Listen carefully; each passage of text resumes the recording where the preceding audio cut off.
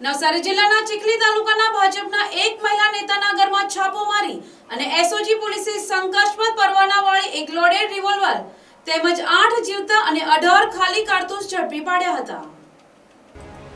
નવસારી જિલ્લાના ચીખલી તાલુકાના ભારતીય જનતા પાર્ટીના એક મહિલા નેતાના મકાનમાં નવસારી એસઓજી પોલીસે શનિવારે અચાનક છાપો માર્યો હતો અને તેમના રહેણાંક મકાનમાંથી એક શંકાસ્પદ પરવાનાવાળી લોડેડ રિવોલ્વર તેમજ 8 જીવતા અને 18 ખાલી કારતૂસ સહિત કુલ રૂપિયા 80,880 નો મુદ્દામાલ જપ્ત કરી ફરિયાદ નોંધી વધુ તપાસ હાથ ધરી હતી.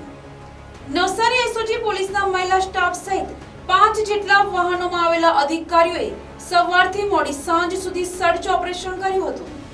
આ કાર્યવાહી દરમિયાન પરિવારના અન્ય સભ્યોના મોબાઈલ ફોન પણ કબજે કરવામાં આવ્યા હતા અને કોઈ પણ વ્યક્તિઓ માટે ઘરમાં પ્રવેશબંધી ફરમાવી હતી. આ તપાસ દરમિયાન કેટલાક બનાવટી ઓળખ કાર્ડ પણ મળ્યા હોવાની ચર્ચા ચાલી રહી છે. ત્યારે પોલીસ દ્વારા આ મુદ્દે હથિયારનો પરવાનો છે કે કેમ તે બાબતની સઘન તપાસ કરી ખાલી કારતૂસોનો ઉપયોગ ક્યાં કરવામાં આવ્યો છે તેની પણ તપાસ કરવામાં આવે તો સમગ્ર હકીકત બહાર આવી શકે તેમ છે. ત્યારે એસઓજી પોલીસ આ અંગે શું કાર્યવાહી કરે છે તે આગામી સમયમાં બહાર આવશે. Bureau report NTC news Navsari.